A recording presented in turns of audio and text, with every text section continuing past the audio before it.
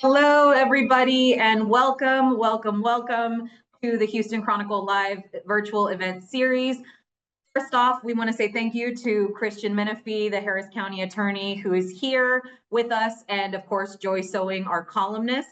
Christian, where are you tuning in from? I see your office or something that looks a little bit like it. Yep, I'm at the county attorney's office downtown at Congress, in between Maine and Fannin. Awesome. Okay, well, with that, we're obviously encouraging everyone to let us know where they're tuning in from. Also, right before I throw it over to Joy and Christian, please let us know your questions for the Harris County attorney himself while we have him. We're going to do about 30 minutes with Joy and Christian having all the information you need, and then we will take some questions from the readers and the viewers that are watching. So please start sending them in now if you haven't already. But other than that, Joy, I think I'll toss it to you. We've got over 130 people waiting, so I will send it off. You guys go ahead. All right, that's pretty amazing. Thank you, everyone, for joining us. This is going to be exciting conversation. I am too learning more about Christian Menefee, who is our county attorney. So I want to jump right in because I know we have a limited amount of time. So hey, Christian, how you doing? I'm good. I'm happy to be on this morning. Oh, good. Let's start from before you took office. I really want people to know a little bit about your background, a little about who you are. You are a native Houstonian, and tell us a little bit about your journey, if you can. I was raised by two military parents, lived in several states throughout my childhood, but did about 80% of my K through 12 right here in Houston in the Harris County area. Both of my parents were Coast Guard. They met in the Coast Guard. My father did 28 years and 11 months. So my life, I very much viewed through the prism of service to this country and what steps are you willing to take to protect our democracy and the things that we hold so dearly. But my upbringing was a humble one. I worked in a grocery store in high school, paid my way through college, law school, and then eventually came back to the city I love to work at a law firm out here. And then after some time, wanted to get into public service and eventually ended up running for this office. Now, a little bit about your parents. You shared with me a story about your mom and growing up in foster care with her siblings. And there was something really kind of interesting that happened with her siblings. And it seems to have shaped some of your commitment to service too. Can you talk a little bit about that?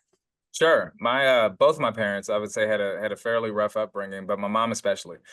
She and her 10 siblings were in and out of shelters, foster homes, for most of her childhood. And she grew up for most of her early life in San Antonio, Texas. So after eventually several years, they moved to South Central LA, which is where they kind of put their roots down, still in and out of the foster care system. But years later, after 5 out of the 10 ended up joining the military, their way of being able to have a warm bed and put food on the table for themselves. Years later, so just a few years ago, they went back to San Antonio, to the foster home, to the shelters that took care of them for all of those years. And they gave a $10,000 donation to that shelter. It was really an opportunity to kind of see life come full circle about how when you serve others, when you pour into others, a flower can grow from anywhere, including from the concrete. So it was really a beautiful thing for me to be able to see. And my mom's experiences, my dad's experiences largely shaped how I view service. In my mind, service isn't just some nebulous concept of how you work for government or how you work for other systems. It's about how you serve people, right? So my dad is a prime example. If you're driving somewhere and you see somebody's car is broken down, are you the kind of person who pulls over or do you keep driving? And my parents very much are the type of people who pull over, and I've tried to live out that service when I was in the private sector, but also as the county attorney. Now, in running for county attorney the first time, did you think you were going to win? We're really going to win? No, not at all. Not by any stretch of the imagination. I took issue with the decision that my predecessor made. And at the time, I was president of a civic club out here in the Houston area. And so I told myself that somebody needs to hold him accountable and somebody should run against him. Spoke to my wife about it, ultimately figured I would not be successful, but it was a labor of love. It's, the thing that you do to protect the communities that you care about. We put a poll in the field maybe 3 months before election day. And what the poll showed was nobody knew who I was, which was expected, but also that nobody knew who he was. And so at that point, I knew if I just raised money and worked hard, we would have a shot. But certainly on election day, I had no expectation of being successful. There were three people in the race. We were able to win without a runoff. Mhm. And I just, count that up as the blessings of God and like very hard work on the campaign side. Now, being in the public eye and being in a political office changes the game for you in terms of, what you share on social media, things like that. Have you found that to be the case? Oh, 100%. I think that politics was probably way different in the Yeah. 1960s, 1970s, right? Before social media and at any given time, before cell phones, right? And at any given time, you make a mistake, somebody can record it, put it on camera, and then upload it to social media, right? You have people constantly trying to dox you, trying to figure out where you're going to be, trying to, give you their opinions at 9 o'clock at night if you're at the store or something. So I've, tried to be thoughtful in my approach with like how I present to the world. But Mhm. as a young person, it definitely is something you have to grapple with. I'm not just going to be out in Houston having a drink at bars in Houston, just because you never know who's watching, and people have an expectation of you when you go into public service. I think I understand that, and it's something that I've worked hard to be thoughtful about how I present to the world.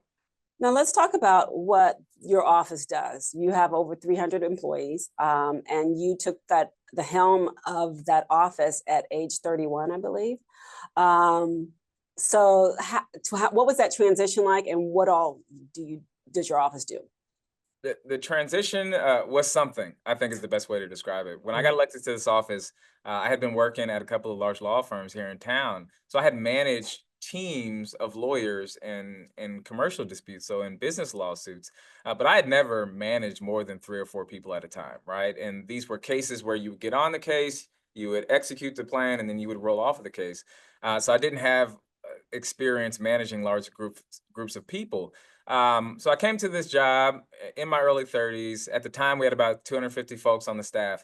And there were lawyers, Joy, who had been practicing at the office longer than I had been alive when I took Oh, the job. yeah. So my approach to it was very much just servant leadership, right?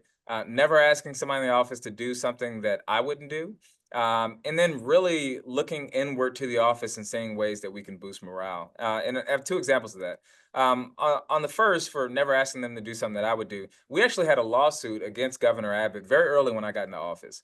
And it was very high profile lawsuit. Folks were working around the clock to be able to get it prepared, and I was working on it too. So it came time for us to do oral argument in the case, and this was during COVID, so everything was still done on Zoom.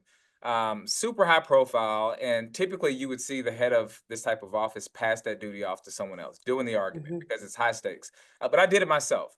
And what I heard from chatter in the office is that people kind of respected the idea of I didn't make them do all the work and then pass off to them the heavy burden of arguing this case in front of media, in front of thousands of people online. Instead, I did it myself. And then the other thing is just setting up processes where I am touching base with people in the office and letting them know how great their work is and that I appreciate their work. We had a manager who's been working in this office for more than 20 years. And when I first got in the office, she and I had a meeting in my office, and she said to me, I've been here for over 20 years and I have never seen the inside of the county attorney's office. She had never been in the office before. In your office? That's right. She had been in the Wow. building, but she had never been in the Mhm. office of the head of the organization. So I do town halls internally. We do all kinds of meetings where people get FaceTime with me. Whenever we get a new employee, we bring them to my office so I can meet with them one on one and learn about them as a human being. So I think my best version of leadership is just really serving the people that I work with and understanding that they don't work for me. We work alongside each other in the betterment of the people of Harris County. Now, a lot of people are maybe surprised at some of the cases that you took on in your first term. Talk a little bit about it, especially like ones with Jewel and some of the other ones.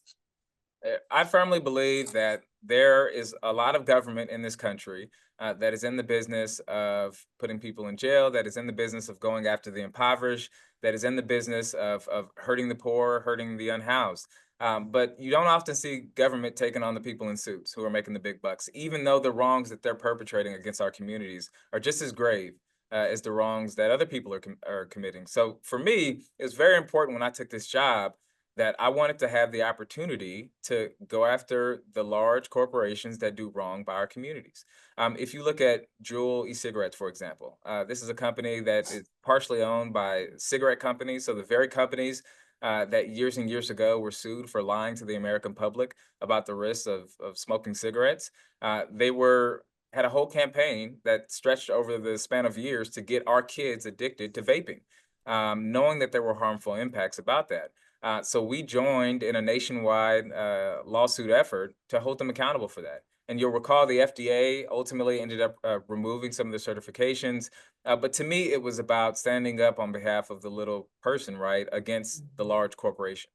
We brought a number of those lawsuits and settled a number of those lawsuits since I've been in office. So we have a suit that we settled against Volkswagen for their emission scandal, where they had systems in their cars that weren't showing the true pollution of the cars. Of course, we've seen how the opioid epidemic has ravaged our country, and we had a lawsuit against the manufacturers and distributors of opioids because of how they were getting people hooked on those drugs and ruining lives, families, and communities. Those cases have resulted in tens of millions of dollars coming into Harris County coffers, but I enjoy that kind of work. I think government does a really good job at going after people, but does not do a great job at going after the corporations that harm us. And I've been very focused since I've been in this office to make sure that we're holding those folks accountable in the same way we would hold a normal person accountable if they broke a law. Have you had the support internally in the Harris County, even the commissioners, with going after big corporations like that? I have. I think when people see that they have an advocate who's willing to fight for these things and who's not going to back down on them, uh, people are prepared to stand up. So, we've had nothing but the full support of Commissioners Court, even the other elected officials in Harris County government who I serve as their lawyer. There have been many instances where, they will call over and give us an attaboy because they're proud of the work that we're doing. Because they firmly believe in holding these folks accountable in the same way that we do. So it's been universally supported at the county, regardless of political party. Now let's talk a little bit about environmental justice. That's one of your passions in terms of making the wrong right. You just were on did a press conference this week about Hester House. Talk a little bit about what's going on there and just your litigation in terms of environmental issues, particularly in Fifth Ward, I believe.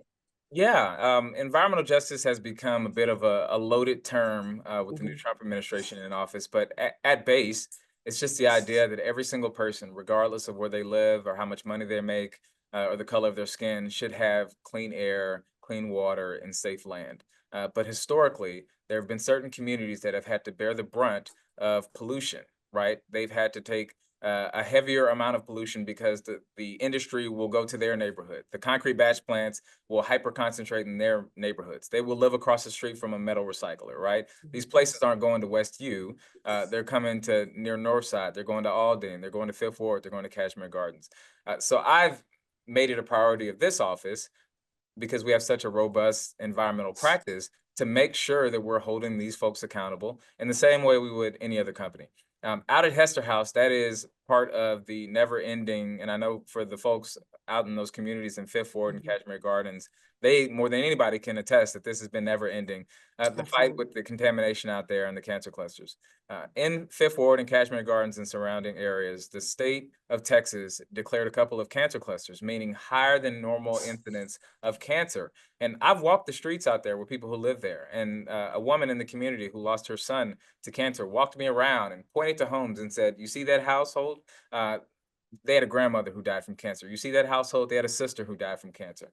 Now, all signs point back to it being the result of contamination from a large corporation out in the area. But right now, there's just a lot that we don't know. So testing has to continue to happen so that we can fully understand the problem and we can solve it. The press conference that you saw was out at Hester House, which is a facility that's run by Harris County. It's a community center where kids go to play, where seniors go and do classes, where hundreds of people cycle in and out each and every day. Testing done by the EPA and a company out there identified dioxins in the ground. And dioxins obviously is a chemical that is proven to be cancer causing. And the county is going to have to erect a large fence to ensure that kids are not playing in the area so that further testing can be done. The point that I continue to make about this is if you had an area of town, let's say River Oaks, if there were cancer clusters in River Oaks and people were dying of cancer because of contamination in the area, every single level of government would be doing everything they can. It'd be on the news every single night. And every level of government would be fighting as hard as they can to right the wrong and to protect the people who live in that neighborhood. But because it's Fifth Ward or it's Manchester or it's Aldine, when it tends to be those areas, you don't see it reported on as much and you don't see government taking as much action. So I plan to continue to use the resources of this office to stand up for the people in those communities who typically their voice is not heard by government officials and by the media. Now, these are long fights. These are not fights that are over quickly. How do you prepare, and how do you take this on, knowing that this is years down the road before any resolve? Somebody's got to do it, right? Right. The communities out there have been dealing with this far longer than I've even been in elected office. This is something that has spanned generations out there. And there are times where we get solid wins that came over a short period of time. So a good example is out in Carverdale, which is a historically African-American neighborhood on the north side. Waste Management was working to expand a landfill more deeply into the communities out there. We sued them, and in partnership with the city, with some folks in the state legislature, we worked hard, we filed a lawsuit, and ultimately Waste Management backed down and ended their plans to expand that landfill. So every now and again, you do see a win that happens in a timely fashion like that. But these are long fights. And the way I think about it is I'm not going to be able to fix the problems that people are experiencing today, but my goal is to make sure that their nephews aren't experiencing that problem, that their daughters aren't experiencing that problem. The cancer clusters and the contamination out there, it is a generational issue. And if somebody doesn't work to break the chain, then it will continue to happen. Other issues that you've addressed, housing, property scams, slumlord apartments, price gouging. How do you determine which issue you're going to take on and which fight you're going to, fight for? Yeah, I think my philosophy is what is an everyday working class person concerned about, right? They're concerned about living in an apartment where the complex is allowing sewage to go into the parking lot, right? They're having to step over sewage just to get into their house. Or the apartment complex is refusing to fix the elevator, even though there are persons with disabilities who live in that place. They're thinking about, their grandmother who just had their house stolen out from underneath them because a scammer took advantage of her because she didn't understand transferring a deed or how to get home contractor repair work. So my focus is very much, when I was growing up, what issues would my parents be facing, right? And that's what we tried to bring to the office. And so the work that you described is what we call consumer protection work, which is going after companies that take advantage of everyday people. We have devoted substantial resources to building up these types of cases because historically, this type of work is done by the Attorney General's office, right? They have a consumer protection division and they have offices throughout the state. And those are good people and they do good work. But the problem is they don't have the resources to be able to be the only folks doing that across the state. So our work, I would say, is designed to support that effort by going after these folks when they do wrong. We find out about these issues through any number of ways. I mean, we have a tip line, people submit emails to us. We've seen stories on the news and we're like, something isn't adding up there. Most recently, it was a real estate agent who reached out to us. She was helping an elderly gentleman sell a house, and she found out once they were getting all the paperwork together that he no longer owned the house because someone had fraudulently deeded the home out from under him. Well, we did a little bit of research and come to find out that person is associated with 25 other deeds, right? And we know that for many communities, they don't have large 401ks. They don't have large accounts where they're trading stocks and bonds. Their home is where their real wealth is. So to steal a home from folks can be devastating.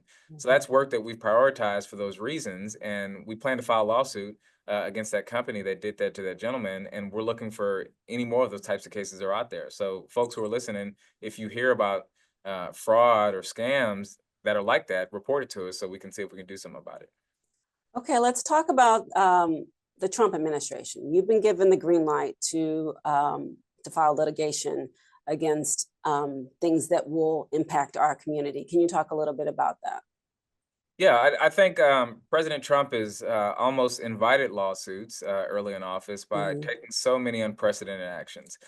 Think about it. For hundreds of years in this country, we have accepted that folks who are born on U.S. soil are U.S. citizens. And with the stroke of a pen, Donald Trump has removed that right from people. Um, Under the Biden administration, there were trillions of dollars that were sent out through the Inflation Reduction Act, designed to boost our economy, to get people back to work, to get them in high-paying jobs, and making counties and cities and local governments at the center of that effort. Trillions of dollars. And with the stroke of a pen, Donald Trump froze those funds with no real plan in mind. So what we're doing is we're watching very closely because Harris County has hundreds of millions of dollars at risk if decisions are being made on a whim by Donald Trump or by Elon Musk or somebody else who has no business being in the job that they're in. So we're evaluating each case on a case by case basis. We don't plan to just kind of go out and throw everything at the wall and see what sticks, the cooking spaghetti method. But instead, we're going to be methodical. When there are opportunities to protect Harris County's interests, and that's the interests of both government and the residents, we will give it a hard look and we'll consider filing lawsuits. But importantly, Joe, we're not going to be alone, right? Mhm. President Trump is being sued by just about every state in our country that has an attorney general of a different political party. Nonprofits have sued him, interest groups have sued him. So I suspect that you're going to continue to see litigation for the duration of his presidency. Let me ask you, given that with all the litigation that's happening, will it make a difference? Like, will it, it seems like there, the litigation is coming. And he has to know that many of the actions that he's taking is going to invite that kind of thing. So, we could keep going through this for 4 years. Joe, I think you've asked the most important question for our democracy in maybe the past decade. Is it going to matter? And I think the answer to that question is it depends on whether the president respects separation of powers and continues to adhere to orders issued by judges. We've already seen the vice president of the United States go on Twitter and suggest that maybe the president doesn't have to listen to judges, right? They use words like legitimate use of authority, right? Saying that if the president is legitimately using his authority, he doesn't have to listen to a judge. No judge can stop him from doing that. Of course, legitimate is doing all the work in that statement, but we could find ourselves spiraling into a constitutional crisis if the president of the United States is not respecting our court system. When they tell him he's wrong and he can't do something, is he respecting that and not doing it? Now, assuming that he is, then these lawsuits are incredibly important, right? He issued his birthright citizenship executive order, and it was designed, I believe, to go into effect February 19th is when it would have went into effect. So let's assume that that freeze is still in place on February 21st. Think about all of the children born in this country on February 20th and February 21st who, had that judge not stepped in, they would, according to Donald Trump and Elon Musk and Stephen Miller and co., those kids would not be U.S. citizens. I think these judges are doing important work. I think separation of powers and respecting the orders of the judiciary is at the center of our democracy and what binds it together. So the lawsuits, I think, are absolutely worth it. And I hope that folks continue to file because it is that important. I think we have a few more minutes, and then we'll open it up to questions. I know there's some people in the chat who said they filed a question at 12:04 or 12:05. We're getting to you. We see you. We wanted to talk, and then at the 30-minute mark, we will open it up to questions. Let me ask you personally, how this is it seems like a very impactful but very stressful job. What has been most satisfying in your first term and now going into your second term? So you don't get wins every single day in this job. When you are a lawyer who is elected in a party that does not control the state and now does not control the federal government, you don't get very many wins. But the few times where I have been incredibly proud at the end of the day, it's when we are able to find those wins. So I mentioned the waste management case with Carverdale. We had a large lawsuit against the Texas Department of Transportation over the I-45 highway expansion. We were able to get some good concessions that benefit the environment and the people who live in those surrounding areas. There's been a number of times where we've been able to stand up to state government or to corporations and make them change their behavior. So that is always incredibly satisfying. But you know, it's just seeing the people in the office happy. I got the impression when I got into this office that morale was very down. And since then, I've heard from people who have retired, from people who are new to the practice, from folks who have been here 10, 15 years. And I think people, morale has increased. People are happy. They're proud to be doing this work. They're proud to be in public service. That's going to be more important than ever, right? If you look at what's going on in DC right now, for folks who have been with the federal government for years, for decades, are being forced out of their jobs, right? Being told by the head of OMB or by the president of the United States that, hey, take this package and you can move on. We don't need you anymore. I think if we don't have smart, good intentioned people doing public service, our government will really struggle. So I am incredibly proud to be working alongside the folks at the county attorney's office and to see them smiling, happy to come to work, eager to do the work of the people. That gives me fulfillment in that job. Right. And I heard that you, for a little stress relief, you like to go to grocery stores. Yeah, so I have, you know, it's funny. When you have like these jobs that create an immense amount of stress, you got to find your thing, right? I have a couple of things. One, I get up at 4 a.m. every single morning, and I go to the gym. It's funny. There's like a community of people who go at the exact same time, and I've been going to the same gym for more than 10 years now. So they're almost, you know, like family to an extent now. Just this morning, a guy who I've seen in there for 2 years, but we've never spoken to each other, he walked up to me and handed me his phone and said, "Hey, is this you?" And it was like a TV interview I did. So Conrad, if you're watching, very nice to meet you. But yeah, you did kind of make friends and build family out of it. The other thing that I do is I go to the grocery store every single day. And I think part of this is dealing with my trauma. You know, I worked at a grocery store growing up. I started in a parking lot. I was in high school and I used to very often work the 4:30 p.m. to 1 a.m. Shift on the weekends, pushing carts in the parking lot, work my way up to bagger to cashier, and eventually kind of in the management training program. So I don't know. I go to the grocery store every single day and I buy enough food for that day and then I take it home and I cook it. And then the next day I start all over again. So if I see any of you on here in HEB, please stop by and say hi. Well, I think I met you and your wife in HEB. So yeah, he does. He really does that. You can attest to this, right? Right. Yeah. Okay. Joy, I think Joy, you're missing the headline, which is that there was an Aldi versus HEB Oh, debate going on, right? don't. Hey, look, I'm an Aldi girl all the way, 100%. Oh, and You know, HEB. I don't want to make I want to this say that I partisan. want to give shout out to HEB too. So yeah. Yeah, I don't want to make this political. I'll just say I respect my friends who are HEB friends and Aldi friends. Yeah, I do both. That's- We do both. Okay, that's fair. Okay. I think with that, I mean, that's the ultimate dividing question, but we have a couple of other ones, Christian, if you're open to taking some questions from people who are Sure, tuning in absolutely. right now. What do you say? Yeah, absolutely. Let's do it. All right, the first one right off the bat. How do you see the future relationship between the county attorney's office, the DA's office, and HPD? Are those relationships as symbiotic as they can be or should be? I think the relationship with the district attorney's office has gotten substantially stronger over the last month. I have high hopes for Sean Tier, and so far I think he's been quick to deliver. We have a great working relationship, which I think is important. You want local government to be running seamlessly, and so I look forward to continuing that relationship. Yeah, I have a great relationship with HPD. You know, years ago I served on the Independent Police Oversight Board. This is back when Art Acevedo was the chief of police, and it was a great experience. So, you know, as far as I can tell, I have a great relationship, and I think that those relationships are important. But we don't interact in our office as much with HPD. And I probably should have led with this at the beginning, but the county attorney's office is the civil legal office for county government. So I am the lawyer for the county and for all of its departments and officials and employees in certain instances on like civil legal matters. The DA's office is the criminal arm of local government here of the state of Texas, and they prosecute all misdemeanors and felonies. The reason why that's important is because that's not actually the split everywhere in the state of Texas. Each county has its own law that sets out how the division of authorities works between the county attorney and the DA. And in fact, some counties don't even have a county attorney.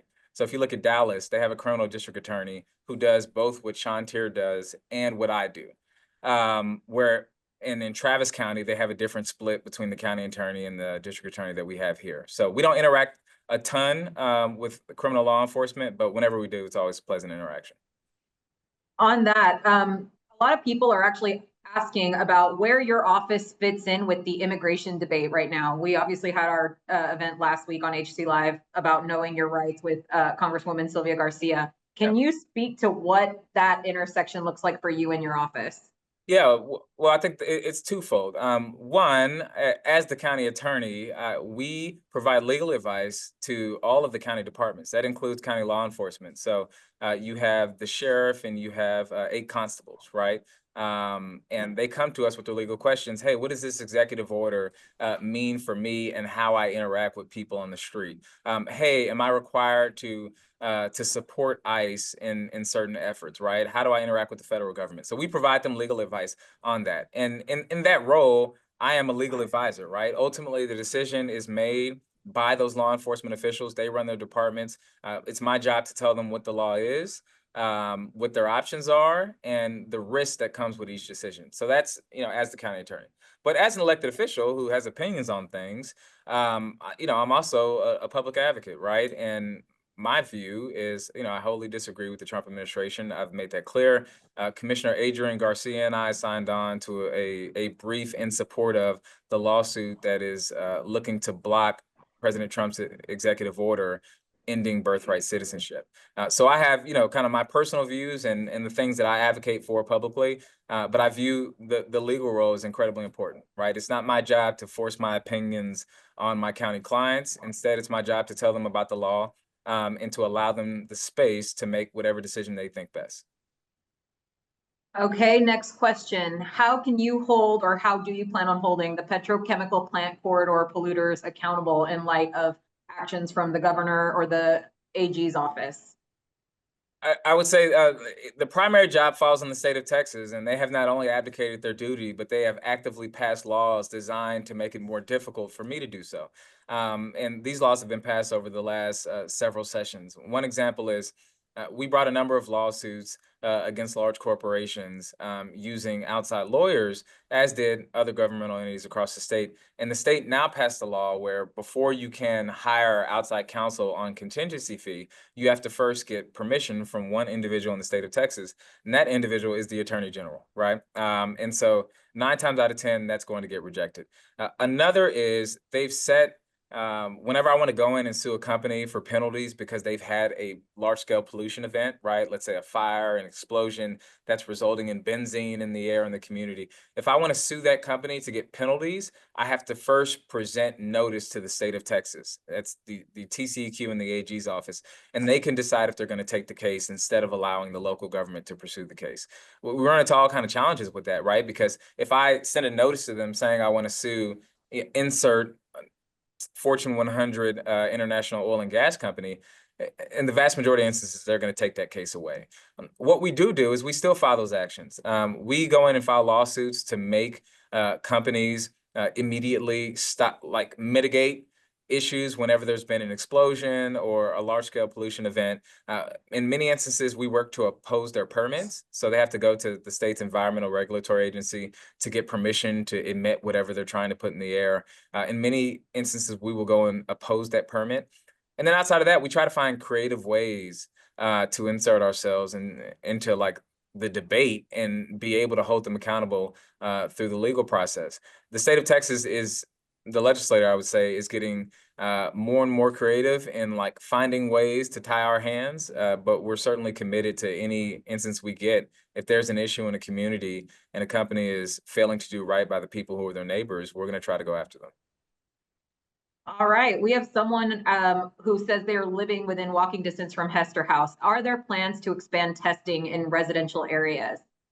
The testing is going on in residential areas right now, actually. The EPA is working with the company that is the subject of the action out there, and they have to get permission from each resident on who are on the land that they plan to test. They have to get permission before they can start testing on there. What we've seen out in the community is there have been many people who are approached by the EPA or by the company, and they don't want to let folks onto their land because they just simply don't trust them, right? So what I would encourage folks to do is if you are approached by somebody with EPA or Union Pacific, please, please, please allow them on your land to test. If you are uncomfortable and you don't know if this person is who they really say they are, Google the Harris County Attorney's Office, reach out to us. We will confirm with them that they are trying to test in your land. We cannot fix the problems out there until we fully know what's in the dirt. And the only way to figure out what's in the dirt is to do comprehensive testing. So the short answer is yes, there's testing ongoing in residential areas right now, but make sure if they ask you for permission, you give that permission. Absolutely. Actually, a lot of people from Fifth Ward are on the call. Someone's asking, will residents of Fifth Ward see any financial benefits as a result of the UP's acknowledgement of the dioxins in the ground? I think it's too early to tell. There are people out in the community who have brought their own lawsuits, and I want to encourage you, if you feel like you have been harmed by the situation, if you have a family member who has been harmed, you should feel free to take whatever legal recourse you think best. The county is not able to sue for individual harms that people have experienced. So our lawsuit, what the federal government is doing, in no way impedes you from being able to file your own lawsuit. What the investigation from the EPA is going to be looking at is how do we move forward, right? How do we make the area safe and livable, if possible, for people to remain in those communities? I don't know if there's going to be some sort of money that's given back to people in the community. That's going to be a question that will be answered after all of the testing is undertaken. But as I mentioned, some people do have lawsuits out there. And I think every single person out there who's been impacted should consider their legal options if they have been impacted.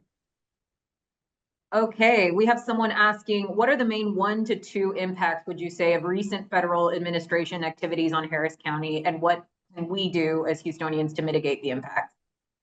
The number one impact, I would say, is the funding freeze. That funding freeze tied up trillions of dollars nationally.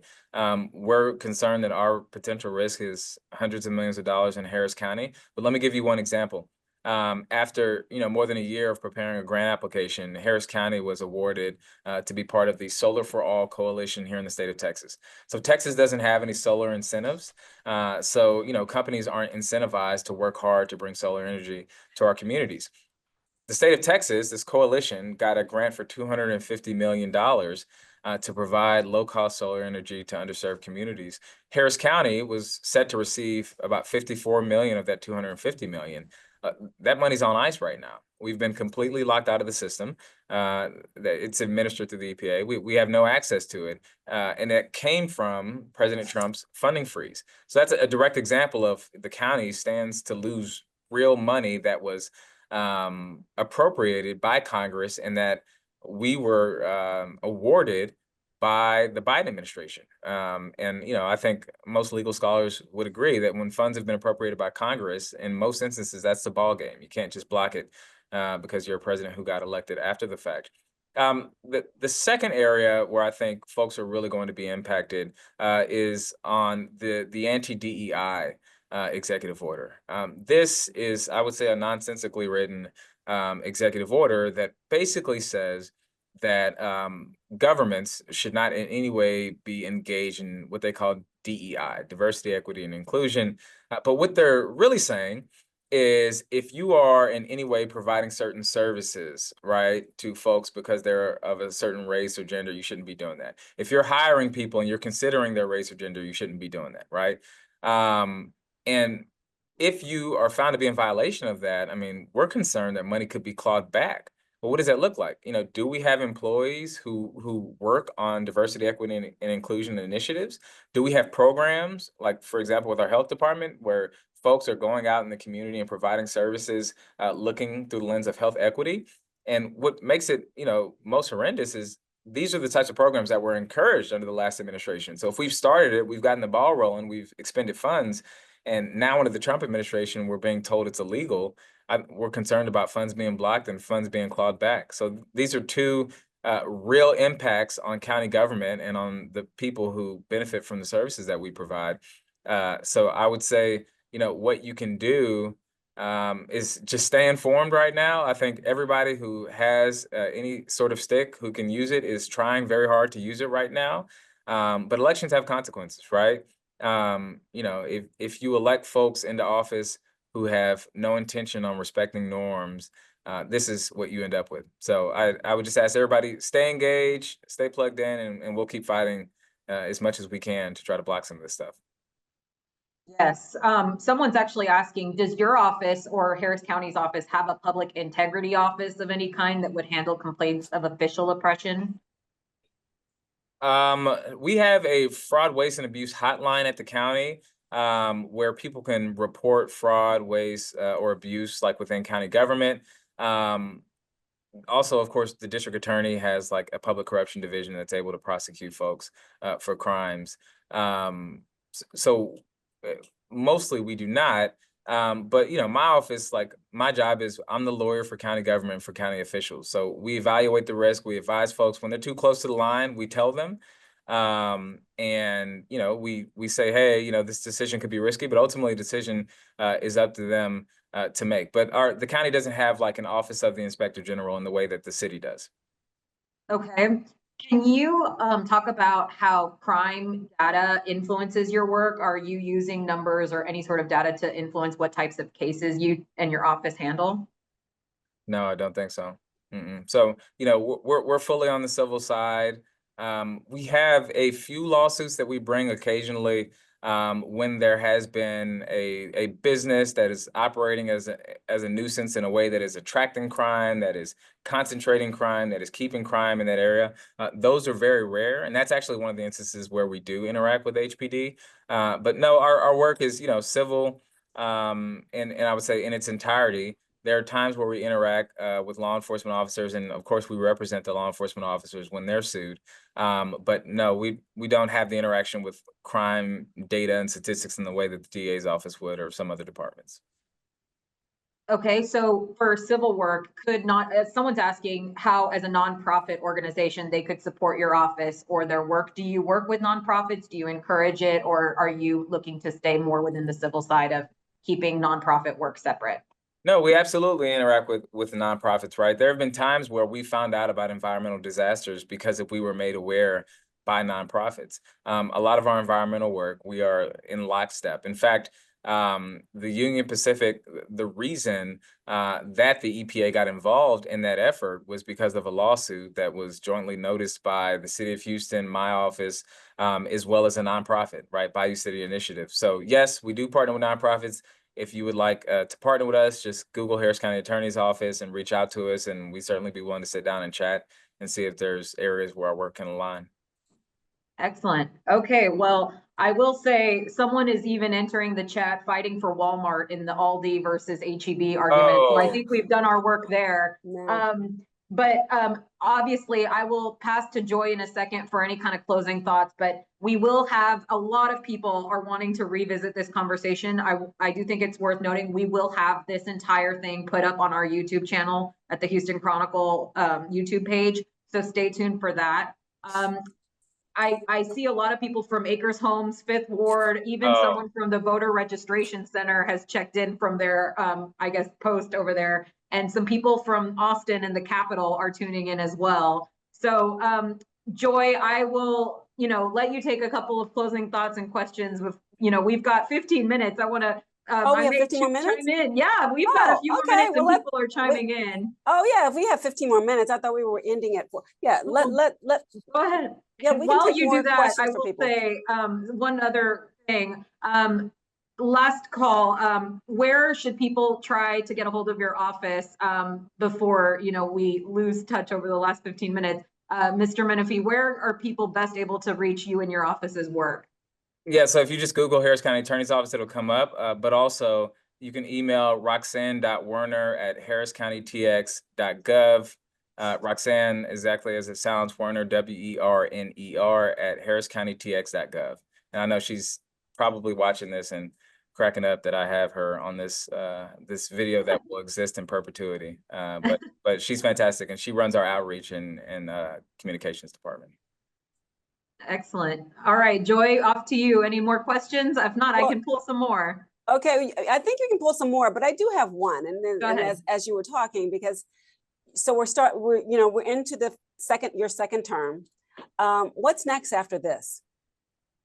I approach this job every day with there's a whole lot to do, and I don't have a whole lot of time to think in the future. But I will say, to the extent that I did have time to think about the future, that all ended when my second child got here. My wife and I have a couple of election babies. So my oldest son, we found out that she was pregnant with him the day that I was sworn into office. Oh, This is wow. January 1, 2021. And then my youngest son, my second child, he was born 3 weeks after the March primary last year. So if I ever get a moment to breathe at work and I think about the future, very quickly I get home and realize I don't have the time or space to think about anything past today. But no, I'm enjoying this job. You know, I think county attorney is at the center of county government. There aren't a bunch of county offices that touch every single office in county government. Effectively, you have the HR department, the IT department, and us, right? So I'm enjoying the job. It's been an honor to serve alongside the folks who are in this office, and right now, this is the job that I'm focused on. You are, given that you are a father in this very intense job, and your children are young, but what do you hope that they learn from your experience in this role? You know, I hope that they just think they have a good dad. I have worked really hard to be able to compartmentalize some of this stuff. When I was in the private sector, I worked a whole lot, and I think I really struggled with turning it off. You know, wake up in the middle of the night having a dream about some argument you could have and should have made in a case, but you didn't make it because you weren't paying attention at the time. In this job, I've very much tried to compartmentalize. So when I come home, I try to turn that side of my life off.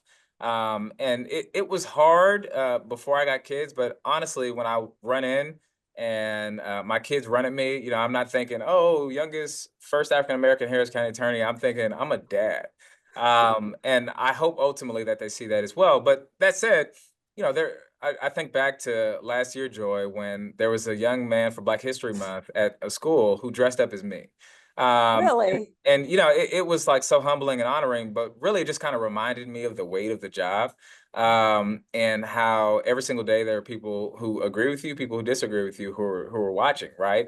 And so I just try to, you know, carry myself with integrity, do the job that's put before me, and I hope that at the end of the day, my sons are just people of their word. You know, they say that they're going to do something, they do it.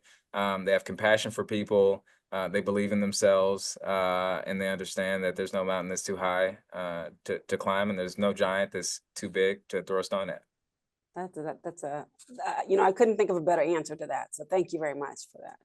A lot of people are chiming in that they found out today that there was a difference between the Harris County Attorney's Office and the DA's office.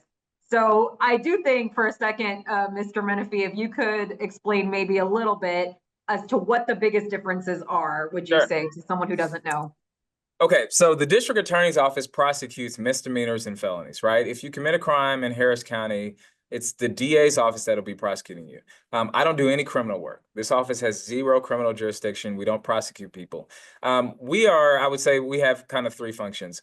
One is we're the legal department. So everybody on here who has a job, you got to go to legal to get permission before you execute a contract, before you take certain actions. We're the legal department for Harris County government. Now, that may sound like not that big of a job, but Harris County has about 18,000 employees, right?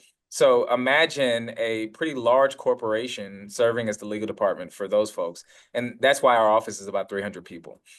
We also have so that's job number one. Job number two is we are like a public legal advocate, I would say. On certain issues, state law gives us the authority to sue to protect something, right? So these are environmental lawsuits where when folks violate state environmental laws, we can file lawsuits. We have some authority to take on consumer protection actions when people are scamming folks. Those are like the two big buckets of what we do. And then the third bucket isn't a bucket, it's an array of several different buckets. We collect all of, like, in the lawsuits, to collect property taxes, we do that. To collect unpaid fees for the toll road, we do that. We have a department that represents, as the attorneys, the Texas Department of Family and Protective Services. So this is the CPS, right?